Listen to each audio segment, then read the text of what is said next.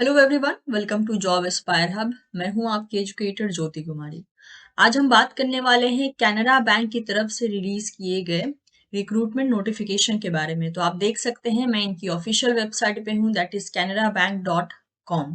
ठीक है, इसका लिंक मैं डिस्क्रिप्शन में दे दूंगी। जो भी जॉब पोस्ट में आपको बताती हूँ उससे जुड़े सारे इंपॉर्टेंट लिंक आपको डिस्क्रिप्शन बॉक्स में ही मिल जाएंगे, अगर आप डिस्क्रिप्शन बॉक्स पे क्लिक करते हैं तो आप देख सकते हैं कैनरा बैंक की वेबसाइट पे हूँ मैं, और इनके रिक्रूटमेंट ऑप्शन में जाने के बाद मुझे ये पहला रिक्रूटमेंट मिल रहा है, जिसके यहाँ पर न्यू ऑप्शन आपको देखने को मिल रहा है, राइट।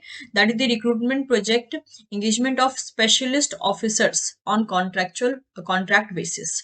अब यहाँ पे इन्होंने क्या किया है, लगभग 60 वैकेंसी निकाली है डिफरेंट डिफरेंट पोस्ट के लिए, जिसको कि इन्होंने स्पेशलिस्ट ऑफिसर्स का एक कैटेगरी माना है। अब इसमें कौन कौन से कैंडिडेट्स एलिजिबल रहने वाले हैं, क्या क्या एलिजिबिलिटी क्राइटेरिया है, क्या सैलरी रहने वाली है, everything we are going to discuss in this video. तो चलिए वन बाय वन जो है इनको हम देख लेते हैं। अगर आप इस पे क्लिक करते हैं, देखिए, तो आपके सामने एक और पेज ओपन हो जाता है। इस पे जो है आपको यहाँ पे advertisement, that is click here to download the English version. ठीक है, आपको यहाँ पे क्लिक करना है, और अगर आपकी एलिजिबिलिटी एंड बाकी सब चीजें सेटिस्फाई हो जाती हैं तो आप इसी वेबसाइट पे वापस से आके यहाँ पे click here to apply online, क्योंकि आपको ऑनलाइन ही अप्लाई करना है। तो इस लिंक पे क्लिक करेंगे तो आपका जो फॉर्म है वो ओपन हो जाएगा। और अगर आपको एडवर्टीजमेंट पढ़ना है कि क्या, मतलब सारी डिटेल्स को ऑब्वियसली आप यहीं से ले सकते हो, तो आपको जो है इस एडवर्टाइजमेंट को डाउनलोड करना होगा। तो चलिए हम इस पीडीएफ पे क्लिक करते हैं, तो हमारे सामने जो है ये एक पीडीएफ ओपन हो जाएगा। अब हम क्या करेंगे, अब हम इसको डिटेल में जरा सा समझने की कोशिश करेंगे।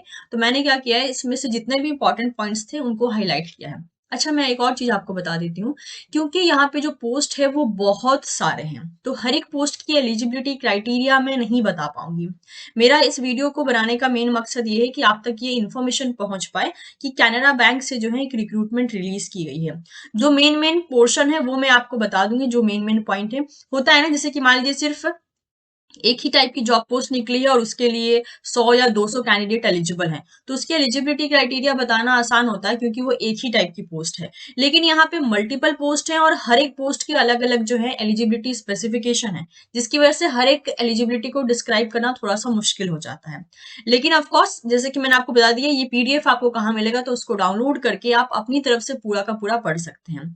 तो जैसे कि आप देख सकते हैं, this is a recruitment from Canara bank, that is engagement of specialist officers on a contract basis. आपको अगर पता, मतलब आई थिंक कैनरा बैंक के बारे में हम सभी ने सुन रखा है। कैनरा बैंक जो है ये एक लीडिंग पब्लिक सेक्टर का बैंक है, जिसका हेड ऑफिस जो है आपको बेंगलुरु में देखने को मिल जाएगा।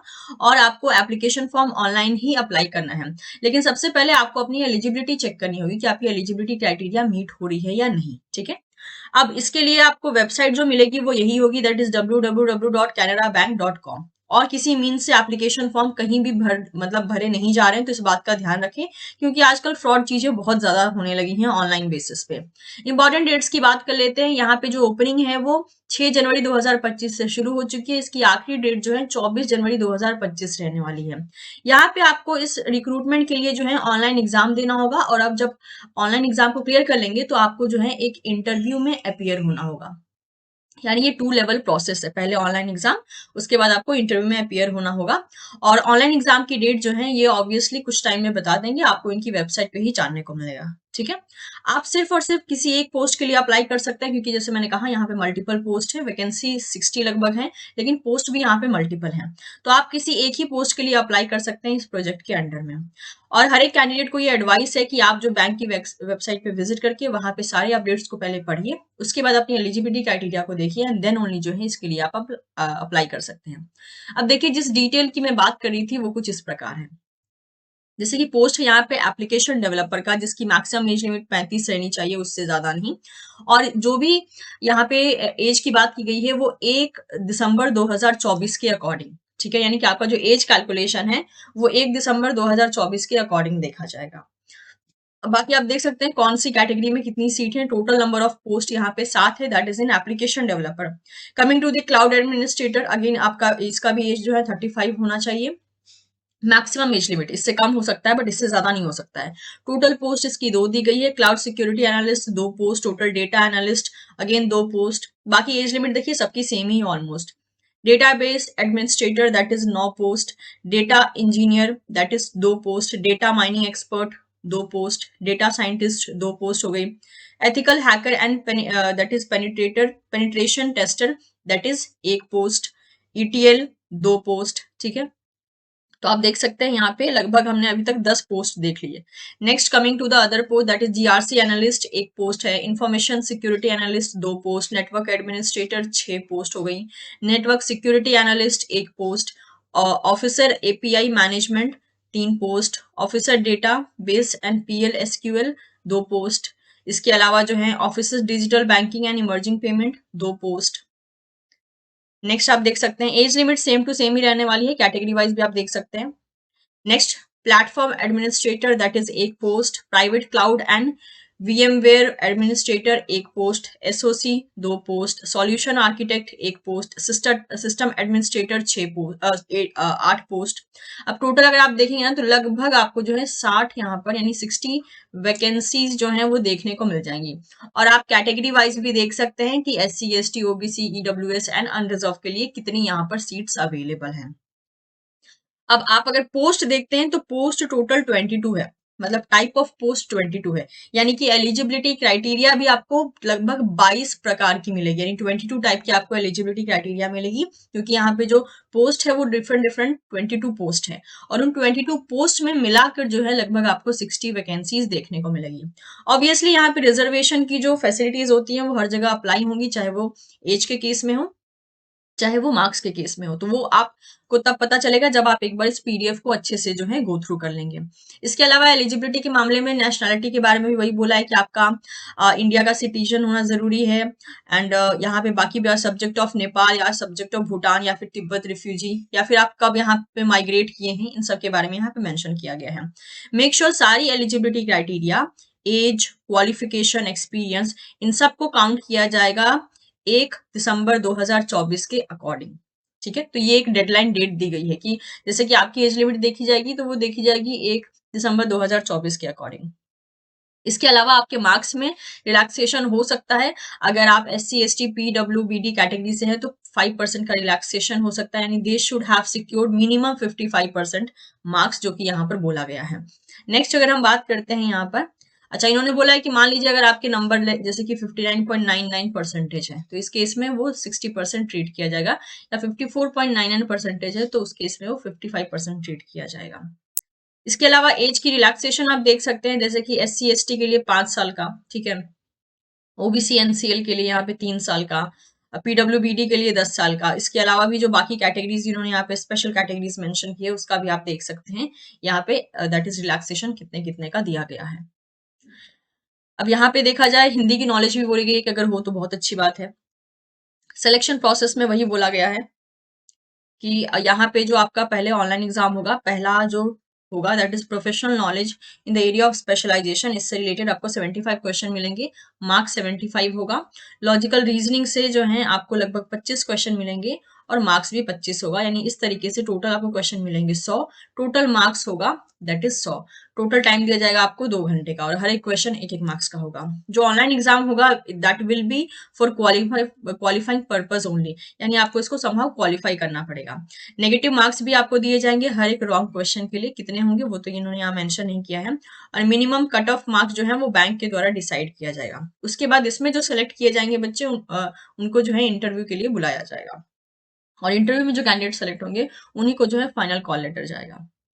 अब बात करते हैं कि क्योंकि यहाँ पर एक तरीके से total marks allotted for the interview are 100, और जो इंटरव्यू के लिए भी मार्क्स अलॉट किया जाएगा वो होगा 100, ठीक है। And the candidate have to secure minimum qualifying marks as decided by the bank, and only those candidate will be considered for preparation of a final rank list. और इंटरव्यू भी क्योंकि आपका 100 मार्क्स का होगा तो आपको मिनिमम क्वालिफाइंग मार्क्स उसमें भी स्कोर करना होगा, जैसे कि minimum qualifying marks will be not less than 55%, और 55% मतलब कि 55% जो है इन जनरल आपको स्कोर करना ही होगा, 50% in case of a SC, ST, PWBD candidate. The fraction of percentage so arrived will be ignored. जैसे कि इतना अगर आया है तो इतना लिया जाएगा, इस तरीके से इन्होंने बताया है। यानी इन जनरल आपको इंटरव्यू में 55% स्कोर करना होगा, और SC, ST, PWD कैटेगरी के लिए 50% एटलीस्ट आपको स्कोर करना ही होगा, ठीक है। ये इंटरव्यू की बात इन्होंने बता दी। Next coming to the other section जो कि यहाँ पे बताया गया है, दैट इज सीटीसी के बारे में देख लेते हैं, ठीक है, यानी कि आपका पे स्केल वगैरह के बारे में हम बात कर लेते हैं। तो इन्होंने यहाँ पे एक रेंज दिया है, that is annual CTC which is negotiable will be marked will be market linked in the range of 18 lakh to 27 lakh and will depend upon your qualification, experience, current package of candidate। तो इन्होंने जो range दिया है CTC का वो लगभग 18 से 27 लाख का दिया है पर एनम, एनुअल बेसिस पे, ठीक है। तो लेकिन ये जो चीज है ये फ्लक्चुएट करेगी डिपेंडिंग कि अभी अगर आपका सिलेक्शन होता है तो उस टाइम पे आप क्या क्वालिफिकेशन होल्ड कर रहे हो, क्या एक्सपीरियंस होल्ड कर रहे हो, करंट पैकेज आपका कितना है, ठीक है, जहां भी आप काम कर रहे हो। और अगर आप किसी इंस्टीट्यूशन में फिलहाल में काम कर रहे हो, किसी ऑर्गेनाइजेशन के साथ काम कर रहे हो, तो आपको जो है एनओसी यानी नो ऑब्जेक्शन सर्टिफिकेट शो करना होगा। अगर हम बात करते हैं अमाउंट ऑफ फी की, तो फिलहाल में जो है ये फी निल है for all the category of students, चाहे वो जनरल हो या फिर स्पेशल कैटेगरी हो, ठीक है। ऑनलाइन आपको फॉर्म के लिए अप्लाई करना है, ये रहने वाली है वेबसाइट। और यहाँ पे इन्होंने सब कुछ मेंशन किया है कि कौन से डॉक्यूमेंट का क्या साइज रहना चाहिए, फोटो कैसा रहना चाहिए, साइन कैसा रहना चाहिए, क्या साइज रहेगा, क्या फॉर्मेट रहेगा, सारी चीजें इन्होंने मेंशन की है। तो जब आप एक बार इसको गो थ्रू करेंगे तो आपको एक रफ आइडिया मिल जाएगा, क्योंकि बिना इसको गो थ्रू किए आप फॉर्म नहीं भर सकते हैं, क्योंकि बहुत बहुत माइनर डिटेल्स भी लिखी गई हैं। पीडब्ल्यूबीडी के लिए भी जो है यहाँ पे स्पेशल इंस्ट्रक्शन दिया गया है, तो आप वो भी देख लेंगे, ठीक है।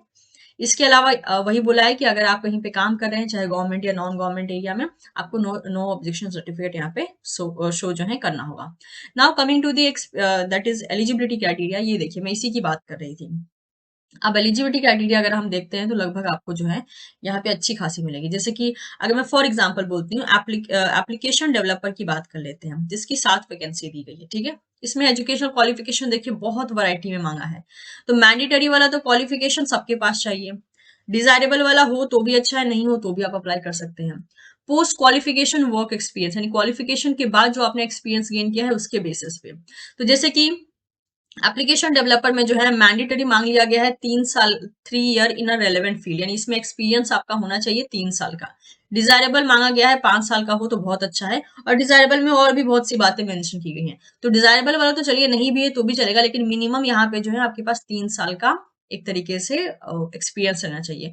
आपका जॉब प्रोफाइल क्या होगा, मतलब आपको क्या काम करने को मिलेगा, क्या रोल आप निभाओगे अपने जॉब पोस्ट पे, वो चीजें यहाँ पे मेंशन कर दी गई हैं। और एजुकेशनल क्वालिफिकेशन में मैंडेटरी वाला भी आपका क्लियर रहना चाहिए। जैसे कि यहाँ पे बोला है कैंडिडेट के पास जो है मिनिमम 60% मार्क्स, या अगर आप SC ST PWBD है तो 55% मार्क्स होना चाहिए through the academic in 10th 12th graduation post graduation.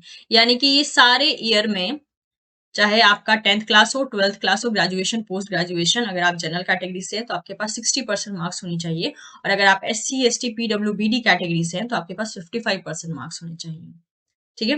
Post graduation, इसके अलावा 4 year of engineering technology degree in computer science या फिर IT इलेक्ट्रॉनिक्स, या फिर कम्युनिकेशन इंजीनियरिंग इलेक्ट्रॉनिक्स और टेलीकम्युनिकेशन और electronics and instrumentation, as well as यहाँ पे 4 ईयर की आपके पास इंजीनियरिंग डिग्री या फिर ये सारी डिग्री होनी चाहिए, कोई भी ये डिग्री हो सकती है, ठीक है। या फिर इसके अलावा आपका पोस्ट ग्रेजुएशन हो सकता है अगर इंजीनियरिंग नहीं है in this particular relevant field. तो इसी तरीके से देखिए, क्योंकि मैंने कहा यहाँ पे हर एक पोस्ट के बारे में बताना बड़ा मुश्किल है, क्योंकि आप देख सकते हैं काफी सारी पोस्ट है, you can see here. Second post number 2 that is cloud administrator के लिए यहाँ पे पोस्ट है, ठीक है। वापस से वही है कि मैंडेटरी क्या चाहिए, डिजायरेबल क्या चाहिए। इसी तरीके से सारे पोस्ट के लिए देखिए यहाँ पर education qualification, desirable, post qualification क्या क्या होना चाहिए, एक्सपीरियंस क्या होना चाहिए, सारी चीजें यहाँ पर मेंशन कर दी गई हैं, ठीक है। तो लगभग यहाँ पे जितना भी इन्होंने पोस्ट दिया था, लगभग 22 के बराबर पोस्ट दिया था। ये सारे पोस्ट के बारे में एलिजिबिलिटी क्राइटेरिया यहाँ पे मेंशन है। तो आप एक बार इसको अपने एंड से गो थ्रू करेंगे तो आपको एक रफ आइडिया मिल जाएगा। अब अगर हम बात करते हैं तो जैसे कि ये इंपॉर्टेंट चीज आपको मैंने ऑलरेडी बता दी थी कि हर एक चीज को दैट इज एक तरीके से इवेल्युएट किया जाएगा 1 दिसंबर 2024 के बेसिस पे, तो इस चीज का आप ख्याल रखें, ठीक है। और सब कुछ आपको बता दिया गया है। Training and teaching experience will not be counted for the eligibility, और अगर आपके पास कोई ट्रेनिंग है या कोई टीचिंग का एक्सपीरियंस है तो वो इसमें काउंट नहीं किया जाएगा। जिसमें इन्होंने मांगा है उसी में जो है आपका एक्सपीरियंस होना चाहिए। तो ये इस वीडियो में हमने लगभग सब चीज ही डील कर लिया। एलिजिबिलिटी आपको एक बार अपने एंड से पढ़ना होगा ताकि आप डिटेल में डिसाइड कर सके कि आप एलिजिबल हैं या नहीं। तो मैं उम्मीद करती हूँ कि कोशिश मेरी आपको पसंद आई होगी। अगर पसंद आई हो तो चैनल को सब्सक्राइब करके जरूर जाइएगा, ताकि आने वाले टाइम में आपको वीडियो का नोटिफिकेशन टाइमली मिलता रहे। और वीडियो को लाइक कर सकते हैं ताकि मुझे ऐसी मोटिवेशन मिलता रहे आपके लिए सारे जॉब अपडेट्स को जो है टाइमली लाने के लिए। Thank you so much everyone, will see you soon in the next session. Do share this video with your friends जिनको इस टाइप की जॉब पोस्ट की जरूरत है। Thank you, bye bye.